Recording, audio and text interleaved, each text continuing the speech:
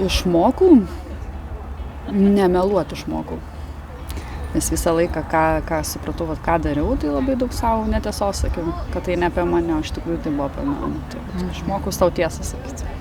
O jūs coachingą darbę taikot? Vat kaip dabar po savaitgalių 3 dienų intensyvaus praktikavimo patobulėjot kaip coacherė? Kaip aš patobulėjau? Čia, žinot, tokiais visais rėžiais gali žiūrėti iš tikrųjų ir per tas praktinės užduotis, ir per tos teorijos tokį stipresnį gilinimą, bet gal ką labiausiai išsinešu, kalbant apie darbuotojus, kad nėra tos bendros taisyklės, kurie egzistuotų visiems.